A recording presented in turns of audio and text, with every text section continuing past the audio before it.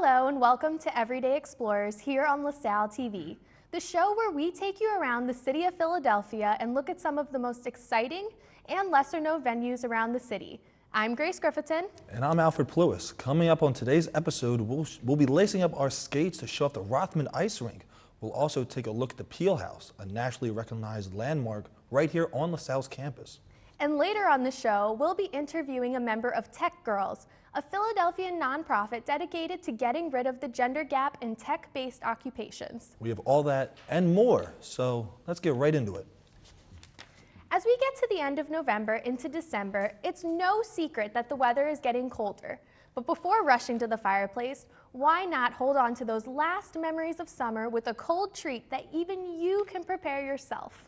We'll show you how you can make your own ice cream with just a few simple ingredients on our do-it-yourself segment we like to call self-made. No matter what the time of year, this is one dessert that is sure to make just about anyone happy. Take a look.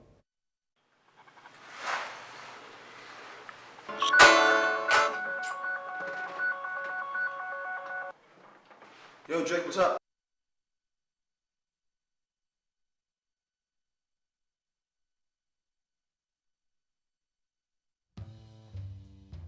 When you're making homemade ice cream, here are the ingredients you will need.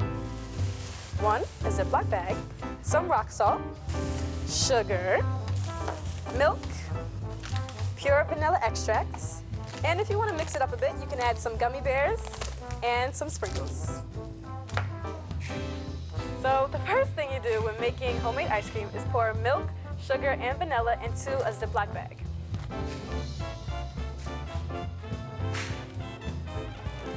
Sugar. Tell me when.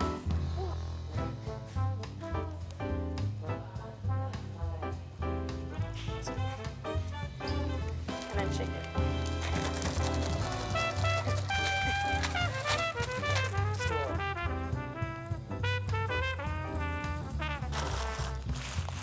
Make sure all the ice is crushed up all the way.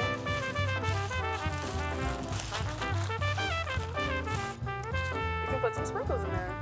Let's put different sprinkles because I'm feeling special today.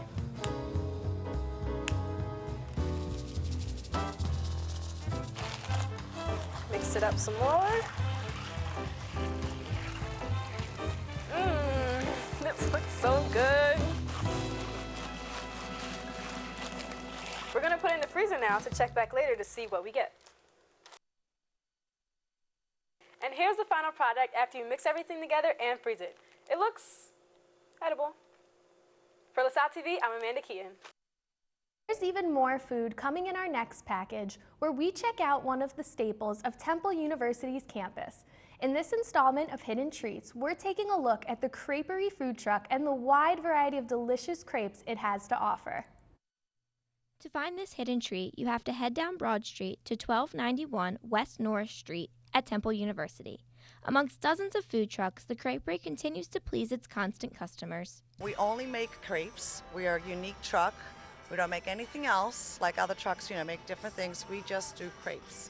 The Creperie is open Monday through Friday from 10 a.m. to 8 p.m. and on Saturdays from 11 a.m. to 6 p.m.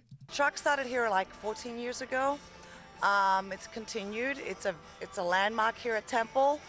All our things are made fresh daily. We use fresh vegetables, fresh meat, and our dough is made freshly daily. The Creperie offers a variety of sweet and savory crepes. The savory crepes range from chicken, beef, lamb, and pork and are topped with fresh vegetables. Sweet crepes also offer a variety of mixtures and flavors topped with fresh fruit that are sure to satisfy any type of sweet tooth. Cookies, Oreos, whipped cream, you name it. The Creperie offers seasonal crepes, including their sweet pumpkin spice crepe for the fall. Starting at only $5 each, the wide variety of crepes are not only satisfying for your taste buds, but also for your budget. You know what? The college students always like to try something new, something different. They just, they give everybody out here a chance, actually. The truck, the last 5 years, has been voted the #1 truck on campus. Not only is the truck #1 on campus, in 2014 they were voted top 101 trucks in the United States. We asked her what are the most loved crepes. The most popular savory one, I would say, is the buffalo chicken. My favorite is the chipotle, the chicken chipotle. After the crepe is done being prepared, it is packaged and ready to be enjoyed. We even got to try a sweet crepe for ourselves. First ice cream, now crepes? Man, I really shouldn't have came to the studio on an empty stomach. No, you shouldn't have. Those cravings can certainly be frustrating. Maybe you could take that hunger and turn it into, let's say, an affordable date night? It's actually funny you should say that, Grace, because on our next segment, we'll show you a great way how to spend a night out on a budget. I actually went out to a local bowling alley, South Bowl, with my fellow explorer, Jake Smolinski. We took the $20 challenge and we had a blast on our guy date, playing a few games of bowling and enjoying some great food, all for less than 20 bucks. Check it out.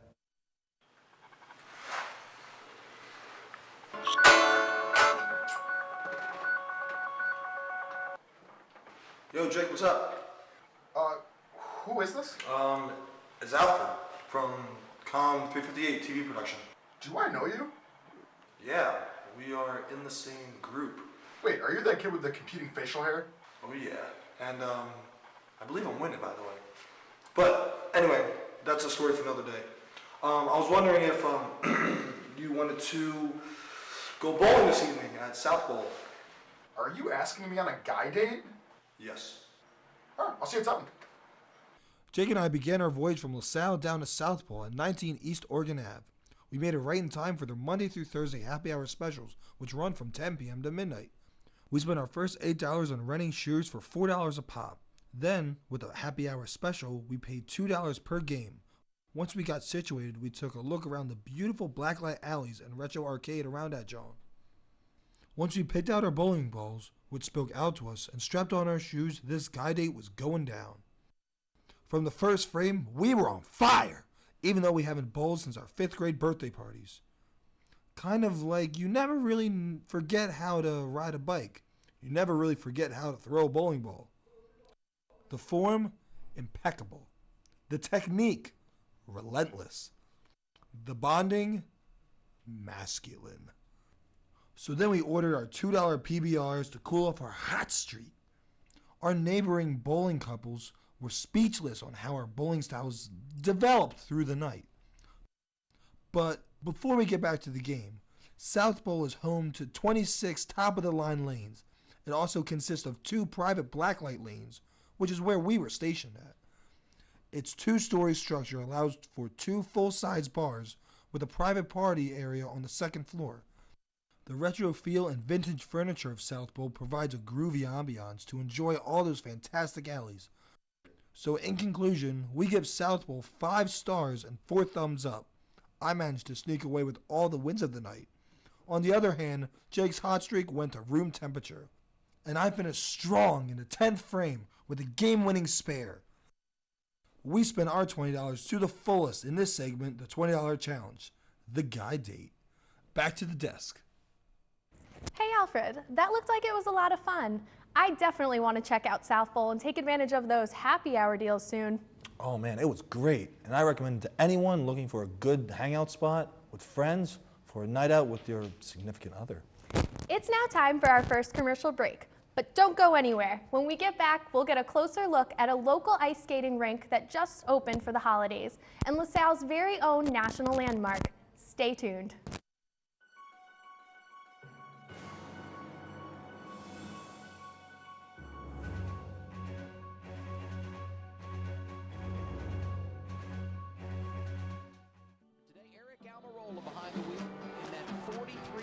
We all have a role to play here at Richard Petty Motorsports. We respect each other, work hard, and that helped us get the big win in Daytona. My partners in the U.S. Air Force also know that it takes a team to make each mission a success. Your coworkers, family, and friends are your team. Treat them with respect, and together you can accomplish great things. This message is brought to you by the U.S. Air Force.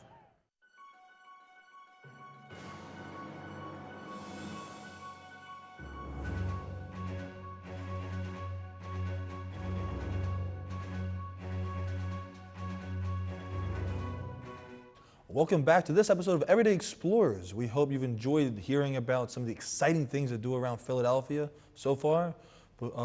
because we've got even more awesomeness for you right now. For our next segment, I got the chance to visit a local ice skating rink that recently reopened. Located right next to the iconic Love Park, the Rothman Ice Rink at Dilworth Park looked amazing, and it was fun to see so many people get their ice legs on the rink. But don't just take my word for it. You can see it yourself. Hey guys, Grace here. I just took the subway to Dilworth Park where the Rothman Ice Rink is currently underway. Let's go check it out. Conveniently accessible by SEPTA, Dilworth Park is located on the west side of City Hall. The park, part of Philadelphia's 4 Center City District parks, prides itself on being a gateway of transportation and a civic area with plenty of programs, amenities, and activities for all types of people during every season. Right now, the park features the Rothman Institute Ice Skating Rink. The rink opened November 13th and will close February 28th, 2016. Admission cost for children 10 and under is only $3 and adults are $5. Additional skates are $9. With these affordable prices, this beautiful November weather, and options for all members of our community such as assisted sled skating, make sure you put the Rothman Rink as one of your top places to visit in Philly this holiday season. If it does get a little cold while you're ice skating, be sure to check out the Rothman Cabin, where you can grab a bite to eat, a drink, and enjoy the scenic view of Center City. I know I did. I got myself a hot apple cider. It's pretty hot, but it's pretty good. It's definitely the right way to warm up after a nice day ice skating.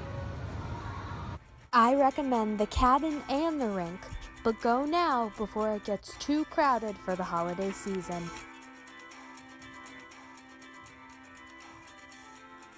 I'm Grace Griffithson. Gotta catch my subway ride to see you guys back at the studio. You know, I'm actually a pretty good ice skater myself. I'll definitely have to check it out, the rink. Along to go again, because I definitely want to see that. Oh, I'm sure everyone will get a kick out of it. A few of our explorers recently took the time to check out LaSalle's Peel House, which has been an official National Historic Landmark for over 50 years. To find out more, let's send it over to explorers on the scene.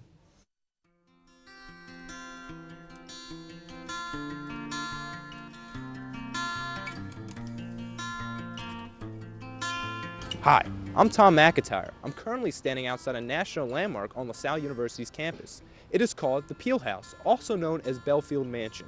It is the home of the president's office here at LaSalle University. It is actually one of the oldest buildings on a college campus in the United States. Located just off of 20th and Albany, the 104-acre estate was declared a National Historic Landmark in 1965. The Peel House was actually named after an artist, Charles Willson Peale. He was born in Maryland in 1741 and moved to Philadelphia in 1775. Though Peale's name may not sound familiar, he is the artist behind many famous portraits of the Founding Fathers. In 1810, Peale moved to Belfield Mansion, then known as Neve's Place, and devoted his life to farming and gardening. Of his time at the mansion, Peale wrote in his autobiography, "These amusements cost some money and much time. The labor gave health and happiness as a result of constant employment." In 1826, Peale sold Belfield Mansion to William Logan Fisher, an industrialist and entrepreneur. Fisher handed down the house to his daughter, Sarah Logan Fisher. She went on to marry William Wister, and it remained in the family until LaSalle University purchased it in 1984. Who knew that a house on LaSalle University's campus had so much historical significance? I'm Tom McIntyre for Everyday Explorers. Let's send it back to the studio. It's truly amazing what kind of historical significance can be found here on this campus. I can't argue with that. It's actually time for our next commercial break. But before we return, Grace will be sitting down with Sarah Johnson of Tech Girls to find out more about the organization, discuss her role within the nonprofit, and talk about how you can get involved. So don't touch that dial. We'll be right back.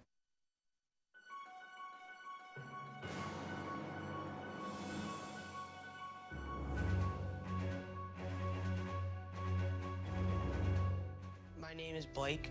I received a heart transplant when I was 2 weeks old. I play defense for the Red Hot Tornadoes. The best part about playing soccer is that I get to run around and have fun. Just because I had a heart transplant, I don't expect people to take it easy on me. I can still do anything they can do. Sometimes my heart starts pounding like faster and faster as I go. I know I have someone else's heart inside me. It makes me feel happy because someone was generous enough to give me a second chance to live. I feel like it's my responsibility to live each day to the fullest. And the thing I look forward to the most is having my own family. This gift of life was made possible by an organ donor. Imagine what you could make possible. Learn more and sign up as an organ, eye, and tissue donor. Go to organ. Today, Eric Almirola behind the wheel in that 43 car. We all have a role to play here at Richard Petty Motorsports. We respect each other, work hard, and that helped us get the big win in Daytona. My partners in the U.S. Air Force also know that it takes a team to make each mission a success. Your coworkers, family, and friends are your team. Treat them with respect, and together you can accomplish great things. This message is brought to you by the U.S. Air Force.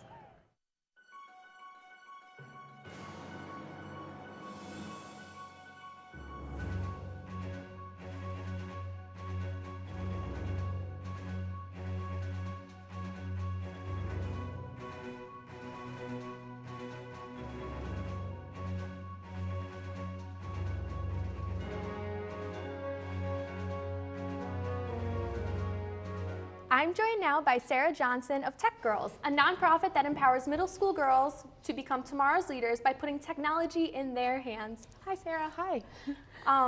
I have really loved hearing about Tech Girls so far, so can you tell us a little bit about Tech Girls? Sure. Tech Girls is a nonprofit that's based in Philadelphia. It's been around for about 5 years, and our primary goal is to engage middle school girls with technology, just to get them interested and to encourage them to continue to learn more about STEM and technology. Wow, Yeah. I really like that idea. So you mentioned younger girls. How exactly do you get these women involved? So the girls have been coming to us. It's not been a problem at all. We run a workshop for about 15 to 20 girls at a time, and every time we have one of our free workshops, we have about 20 girls on the waiting list. So we can't teach them fast enough. The girls are interested in technology. It's just a question of getting the community engaged to help teach them about it. Wow, that's really awesome. It seems like you have full house every time. How exactly do you get the community engaged? Sure. So we have a lot of volunteers. We're pretty much entirely volunteers right now.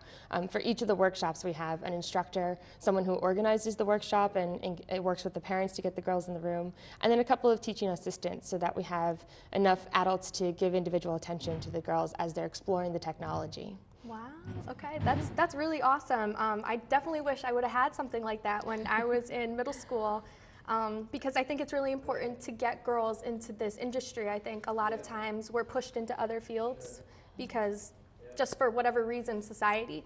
So with that in mind, why do you think it's important for girls to be in the tech world? Well, and that's just it. Like, they're not in the tech world yet. I mean, we're talking about middle school girls, but even at young ages, girls are discouraged from pursuing math or science, or they think that it's not cool, it's not something for them.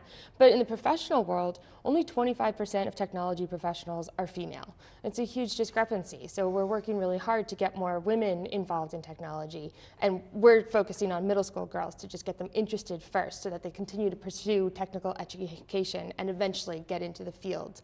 The other piece of that is why do we need more women in technology? We need diversity overall. It's not just about making sure that we have equal gender representation, but that having a diverse team is how you get innovative ideas. It's a smart business practice to get as diverse perspectives as possible when working on a project. So. Yes, so getting those girls in there is getting a fresh mind. You know, as you said, only 25% of women are in the tech industry. That is pretty crazy. Did not know that. have you seen significant growth with a lot of these women? Have they gone on to pursue it in high school?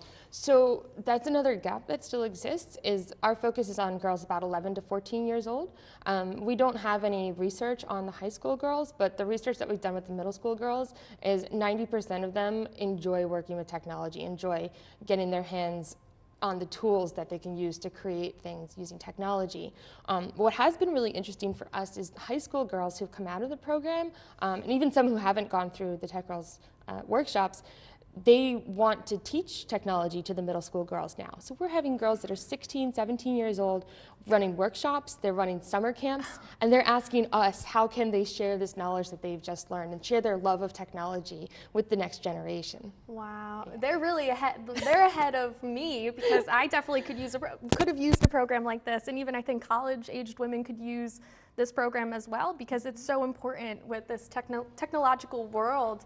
Yeah. I'd like to make the point, it's great. I mean, a lot of us women out in the industry don't have the technical training, so you might think, well, what can I do? But really, it takes everyone to organize these workshops and get these girls in the room and get them engaging with the technology and exploring the possibilities. You know, we have a lot of women who are in marketing, they do outreach efforts with us, and also just organizing the workshop itself, finding a location, getting emails out to the parents, managing registrations. So even people who don't have a technical experience can help.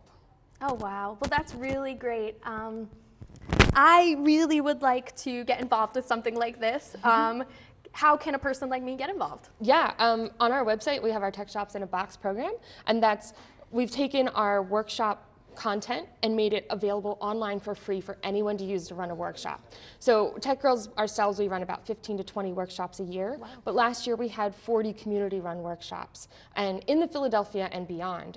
This year we have a goal of reaching over 2,000 girls by running about 100 workshops, with the community's help, of course. Yeah, so it seems like Tech Girls has grown. Do you plan on having Tech Girls grow even further in the next 5-10 years? Absolutely. Like I said, we have so many girls on the waiting list. They want to learn about this, and we just need to give them the opportunity to get their hands on the technology so they can learn more about it.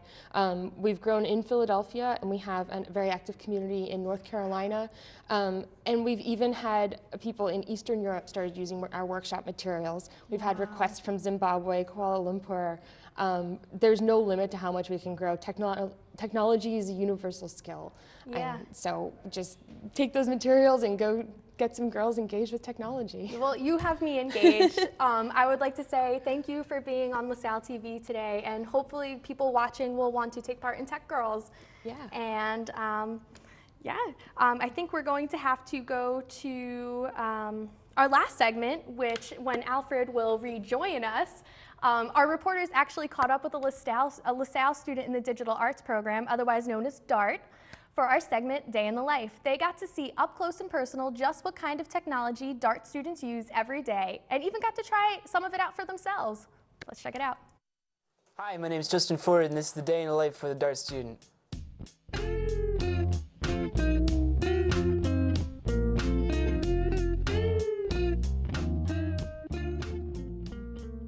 We got to sit down with Justin Ford to talk about his independent music projects and his work with the Oculus Rift. The Oculus is a virtual reality head-mounted display, and it uses its own compiler and SDK to communicate with programs in a way that distorts images across both eyes, working together with the lenses inside of the helmet to create a perfect infinite plane of view. Yeah, when I'm in here, my favorite thing to work on would probably be the Oculus, because the studio is fun and all, but I work out of my room most of the time. Whether it is music or digital art, Justin is always working behind a computer. Between the hours of 10 and 9 o'clock, if I don't have class, I'm in here, and then past 8-ish, 9-ish, I'm back in the dorms working there. Outside of school, Justin works extensively on his independent electronic music project, Barometric. This is where I work pretty much all day and into the night with my music stuff. I do a nice mix of electronic and live, so this is my MIDI controller. It plugs into my computer, and I like to blend or blur the lines between electronic and analog. So a lot of my songs will feature like that bass and that guitar, but then I will switch to like fake guitar and fake bass, like just completely at random. And I like to try and model the two after each other in a way that might be creating a new sound altogether. Whether it's working on barometric or producing digital art, Justin sure has a passion for creating with technology. Every single day, nonstop, I'm gonna get really good at this. It's all been self-motivation, and at first it was fame. Oh, I want to be the most famous guy. Now I just want to make really good music. I just want to enjoy myself and maybe make a living off of it one day, but that's anybody.